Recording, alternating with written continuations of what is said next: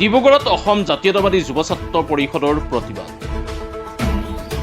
Smart meter বন্ধৰ দাবীত ডিব্ৰুগড় জিলাৰ আয়ুক্ত কাৰ্যালয়ত উত্তাল প্ৰতিবাদ সাব্যস্ত কৰে AJYCP।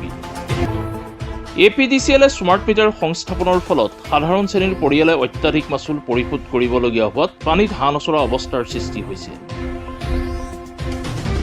ৰাইজৰ প্ৰতিবাদ তথা দল সংগঠনৰ বিৰোধিতাৰ পিছতো চৰকাৰে স্মাৰ্ট মিটাৰ সংস্থাপনৰ প্ৰক্ৰিয়াত আকোৰগোজ স্থিতি গ্ৰহণ কৰিছে।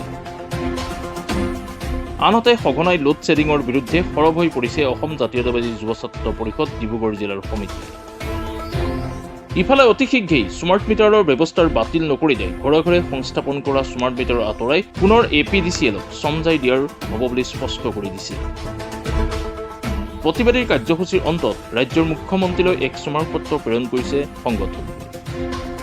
হয়, আমি সদৌ অসম আদিবাসী ছাত্ৰ সন্থা ডিব্ৰুগড় জিলা সমিতি হৈ আজি যিহেতু আমি স্মাৰকপত্ৰ প্ৰদান কৰিছোঁ অসমৰ মাননীয় মুখ্যমন্ত্ৰী হিমন্ত বিশ্ব শৰ্মালৈ আৰু লগতে আমাৰ শ্ৰম মন্ত্ৰী সঞ্জয় কিষাণ আৰু লগতে আমাৰ ৰাজ্য মন্ত্ৰী যোগেন মোহনলৈ আমি স্মাৰকপত্ৰ প্ৰদান কৰিছোঁ। যিহেতু আমি যুগ যুগ ধৰি এখন চাহ বাগিচাৰ দাঁতিকাষৰীয়া অঞ্চলত আমি বসবাস কৰি আছোঁ আৰু সেইটো মাটিত চাহ ম্যাদী পাতাত অন্তৰ্ভুক্ত হৈ আছে আৰু দুৰ্ভাগ্য কথা আমি ভাৰত স্বাধীন হোৱাৰ ৭৬ বছৰ অতিক্ৰম কৰা তৎসত্ত্বেও আমি এতিয়া বৰ্তমানলৈকে আমি মাটি অধিকাৰৰ পৰা সম্পূৰ্ণভাৱে বঞ্চিত হৈ আছোঁ আৰু সেয়েহে আমি চৰকাৰক দাবী জনাইছোঁ অতি শীঘ্ৰে টি পাট্টাৰ পৰা যিটো অন্তৰ্ভুক্ত হৈ আছে সেইটো কৰ্তন কৰি যিসকল আমাৰ দাঁতিকাষৰীয়া অঞ্চলত বসবাস কৰা আদিবাসীসকলক ভূমি পাট্টা প্ৰদান কৰিব লাগে।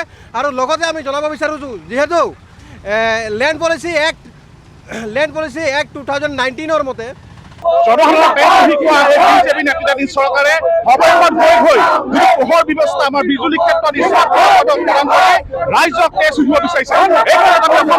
যুৱ ছাত্ৰ পৰিষদে অতি তীব্ৰভাৱে প্ৰতিবাদ সাব্যস্ত কৰিছো। অসমৰ সৰ্বসাধাৰণ ৰাইজৰ ইয়াত ভূমিকা কৰিছে। সময় থাকোঁতে যদি স্মাৰ্ট মিটাৰ গাঁৱৰ পৰা ঘৰে ঘৰে এৰুৱাই নেপেলায় তেন্তে আমি অসম জাতীয়তাবাদী যুৱ ছাত্ৰ পৰিষদে আহি থকা দিনত অতি সোনকালে ইয়াত জংগী আন্দোলন গঢ়ি তুলিবলৈ বাধ্য হ'ম। ঘৰে ঘৰে গৈ সেই স্মাৰ্ট মিটাৰ খুলি পেলাবলৈ বাধ্য হ'ম। অন্যথা যদি আমাৰ দাবীক আওকাণ কৰি চৰকাৰে পুনৰ স্মাৰ্ট মিটাৰ প্ৰদান কৰিয়ে থাকে, স্মাৰ্ট মিটাৰ নিৰ্মাণ কৰিয়ে থাকে, প্ৰতি আমি জনসাধাৰণৰ লগলৈ আৰু অধিক তীব্ৰ আন্দোলন গঢ়ি তুলিব অনাগত সময়ত আমি সাজু আছোঁ। ডিব্ৰুগড়ৰ পৰা জিতু দাসৰ ৰিপৰ্ট, মাই নিউজ এণ্ড